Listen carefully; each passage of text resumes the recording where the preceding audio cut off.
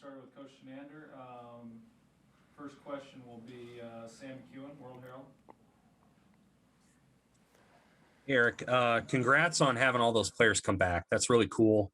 It's certainly a testament to what you guys are doing on that side of the ball. My question is about some of those players.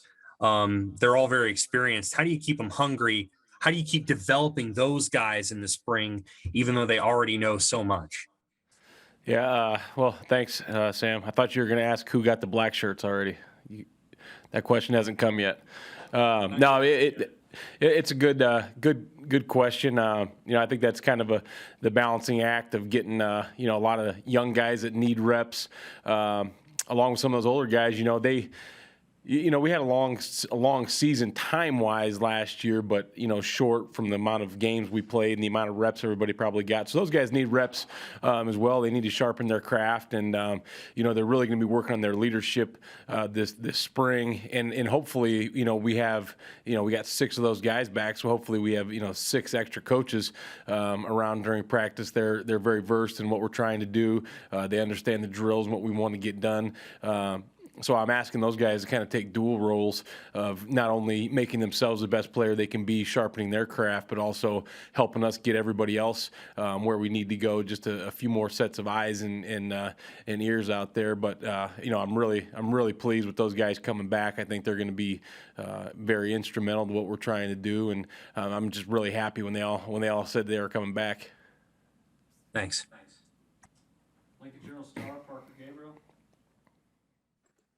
Yeah, Erik, I guess a similar line of question, but with the number of guys who you have just in the program that are essentially going through spring for the first time, I guess, how much will that veteran group need to help pull that group along? And then how interested are you to see? I mean, when you're game planning, I'm guessing that you don't get a lot of time with Blaze Gunnerson or Jamari Butler or someone like that when you're in the middle of November and trying to prepare for a game. Yeah, I love spring football because I think it's a great opportunity to work with guys like you mentioned, Blaze and Jamari, and a lot of other newer faces, guys that might have been here last year and redshirted and or were injured or didn't get a lot of reps. So I love spring football, being able to work with those guys and just watching those guys get better every day. Sometimes, like you mentioned, when you're in the middle of the season and you're game planning for an opponent and you're, getting the first 1 or 2 groups ready, sometimes there's not a ton of time that can be spent with those younger guys, but we all know that those younger guys are going to be they're the foundation on what we've got to build for the future. So it's great in spring ball to be able to get hands-on with those guys and really watch them get meaningful reps and play alongside, the 1s and the 2s as we interject those guys in the lineup. So I'm really, really excited about working with that young group of guys we have. Another one in that group is Javen Wright, and I know there's been some talk about he could play different things. Do you have a plan with him this spring about where he slots in, or would you like to see him in multiple positions over the next 5 weeks? Yeah, he's going to play multiple positions because I think he's going to have to be ready to play some multiple positions during the season. He's going to get in there with, take some reps, from JoJo at that spot, at that Sam nickel spot, and also have to play some safety as well. Isaac Gifford's going to do the same thing, but we're trying to get guys, ready to play wherever they can help us, and we just need to get all the best guys on the field. Plus, I think you guys had it well documented that JoJo played a lot of reps last year for us. I don't know in a 12-game season how many guys can play every single rep of every single game. So. As well as Deontay and Markel. So being able to get some guys that can rotate in there and give those guys a few breaks throughout a long regular season, Big Ten plus non-conference, I think is going to be important to develop that depth. Mitch Sherman, The Athletic. Hey, Erik, Scott mentioned that Mike Dawson is going to be kind of leading the charge with special teams. You guys have obviously done that. Having an on-field coach, a position coach, also be in charge of special teams in the past. What, if anything, do you take from that experience in supporting him or, doing it the same, doing it different to make sure your special teams are as good as they can be? Yeah, I think, no matter who the special teams coach is, it's the job of all the assistants, and when it's the defense and then goes out on the field to practice, and I'm coordinating, and everybody else is helping do whatever they can to make the defense the best. That's the same thing I need to do when Mike's out there coordinating the special teams. It's my job to be an assistant in that phase and do anything I can to help out special teams. Mike's done a good job everywhere we've ever been. He's been a special teams coordinator before, has a lot of experience with that, so I know he'll do a great job there, and I'm just looking forward to coaching in that phase of the football game. Whatever he needs me to do, and I'm sure he'll give me roles on all four of those special teams, whether it be a very little task or a very big task. But we all know that as good as special teams can be, that makes offense and defense better. I think that the younger guys on defense need to find their way onto special teams. So I think it's great for myself and all the other guys to be able to help him coach all four phases in the special teams. Christopherson? Hey, Eric, I know you're just getting to know him, but how useful is it to add a guy like Chris Kolarovich with his, an actual college resume with what he did at Northern Iowa?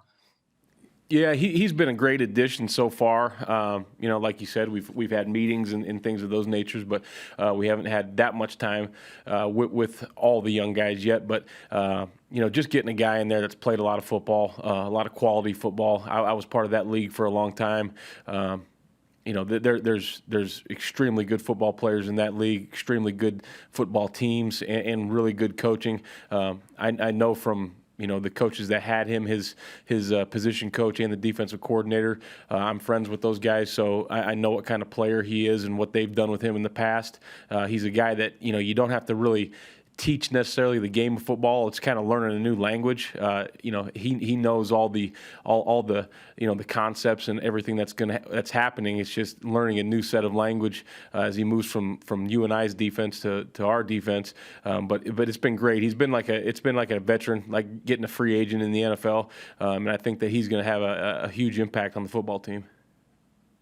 Are him and Nick Henrich, are they guys who can be chess pieces you move around the linebacker spots, outside, inside, or is he in that same mold, or how do you feel about that? Yeah, I think for right now with him, Nick's shown that he can do it. Nick's a football guy. I've said it before, and he can pick it up and play different spots if you need him to. And Nick's got some length. Chris right now is going to be playing inside linebacker for us, and we'll see in the future if we move him around some. But like I said, he's a really good football player that knows and understands football. So it wouldn't be out of the realm of imagination to think that he can move and play some different spots as well. Thank you. Derek Peterson, Hale Varsity. Hey, I was asking Coach Frost and Coach Lubick about just kind of culture within the team, and one thing that they both said was that it has to really be player-led. Have you guys seen any specific guys that have really sort of stepped up into that role that maybe they haven't been in the past? Like you had Colin Miller and DiCaprio Boodle who've moved on. Have there been other guys that have kind of taken those spots? Yeah, I think when the group of guys decided they wanted to come back, along with Cam Taylor deciding that he wanted to return for another year, I think when those guys, that group was an interesting group. When they were making all their decisions, they kind of, I know they all had to do each thing individually for what was best for themselves, but I know they all got together and kind of talked about their goals and what they wanted to get done, and if they're going to come back, they'd like to do it together. So that group is kind of banded together and stepped up in that leadership role. We'll see once spring football gets here if some individual voices emerge, but right now that group of those guys that have come back has just been kind of the driving force, especially on the defensive side of the football. Cam's a guy, he was behind Lamar Jackson and DiCaprio his first year, and then he was with DiCaprio next year. With DiCaprio kind of moving on, does it feel like he maybe has, you get the sense that he sees like a platform for himself to sort of be that guy in the DB room? Yeah, definitely. Definitely, especially at the corner spot, and I think he's taking it upon himself to help that next group of corners come up. Obviously, like you said, DiCaprio's gone now, so somebody's got to take that take that other corner job, and we need some guys to rotate in and some guys to be able to play in nickel and dime packages. But Cam's taking it upon himself to kind of lead that that corner position, and then Deontay and Markel have come back to lead that safety position. So I think in the back end, there's some good leadership there, and there's a lot of good talent there. I think two more for Coach Sean Callahan. Hey, Coach, follow up on that corner question. How do you kind of size that race up right now? I mean, who will be the guys that you really work with the first groups when you guys start practice this week in terms of replacing Boodle at that open corner spot? Yeah, Sean, I want to see a bunch of different guys play, and I want to see a bunch of different combinations together. There's just a lot of guys that are out there that have had some good reps, some guys that we really have to find out who can step in there and be that guy. Obviously, names like Quentin Newsome and Braxton Clark and Nadab Joseph and Taman Lynham. You have a lot of guys that can do a lot of nice things. But as we all know, we can talk however much we want, we can say what we want, but the beautiful thing about this game is when the lights turn on, we're going to find out. And the only way we're going to find out is to let those guys have opportunities with the ones and the twos and to play against, the really, really good competition on the other side of the football. And so hopefully by spring football, it'll shake itself out. Sometimes it doesn't. Sometimes it's pretty even going into spring football, and then you need fall camp. But it'll work itself out. And I know this, you have to have more than two corners, especially going through a full season. Last year, I think, we all got away with, everybody in the country probably got away with playing guys a little bit more than they probably could because of the shortened season. But, to be a really good football team, you have to have depth, especially at that corner position. You need to be able to roll in 3 or 4 guys every game and make sure everybody's fresh, as much as Cam's going to be in the return game, and some of those corners are going to be playing gunner and jammer on special teams. So we have to have good depth there, and hopefully by the time spring ball's over, it'll shake out a little bit. Yeah, when you have a spread team on the schedule like Oklahoma early on, how important is it that you figure out who those guys are? Because you're probably going to need more than, as you said, 2 corners early on this season. Yeah, for sure. You're going to have to not only we have to find out who those guys are, but we're going to have to develop in enough where they're going to have to play right away. As you said, there may be more than 2 on the field, or you're playing against a really good Oklahoma football team that's pretty powerful on offense, and they're going to be in spread situations. There may be a good rotation going on there. So I think we're going to have to identify those guys through spring, and then really get them a lot of reps in fall camp, and we're going to have to play them early so that they're ready for a game like that. Last one for Coach Chinander, Steve Sipple, Journal Star. Just going big picture, Erik, you got all these guys back. We've talked about it. How I'm sure you're expecting improvement, but how much improvement should we expect? What's realistic for this defense? Oh, I don't know, except that's a good question. I think, you get into spring football, and, we talked about it at length a little bit today with the guys, and, improvement, first off, you have to improve every day. Every single guy on the team, every coach has to improve a little bit every day, and big things add up to little things. So if you get a little better every day, and at the end of the spring and at the end of the fall camp, then you can chip away at some big improvement. But, if you look at kind of what we had going on last year, the missed tackles, were down from whatever. I had it on a piece of paper this morning, 11 something down to 8 something per game. If you can get that down a little lower, and you can hold teams, I think we were giving up about 5 explosives a game last year.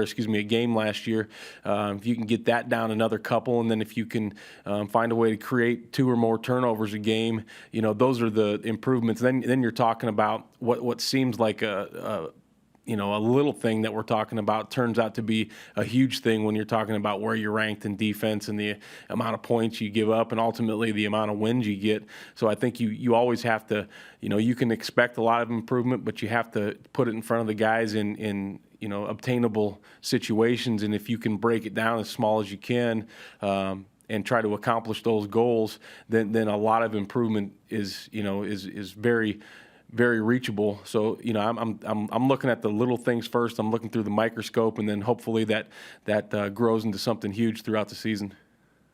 One other thing, you can't have Oklahoma in the front of your mind, but can you have Oklahoma in the back of your mind a little bit, that offense? Yeah, I think, for me right now, as we were kind of going through, and you're looking at everybody a little bit as the season gets over. Kind of the natural progression is, as a staff, we're looking at our film, and then you're kind of looking at your most familiar opponents, your Big Ten West counterparts.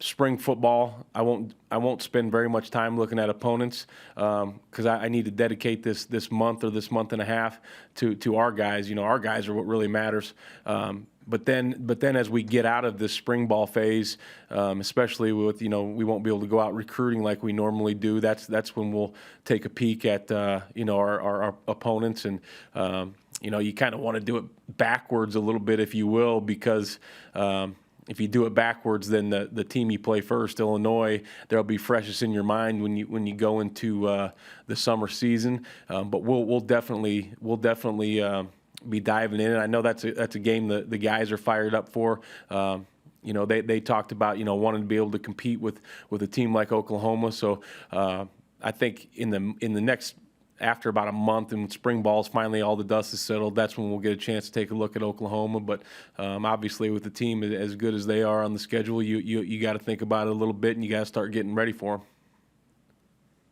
Thank you. All right, thank you, Coach. We will be back in a couple minutes with some players.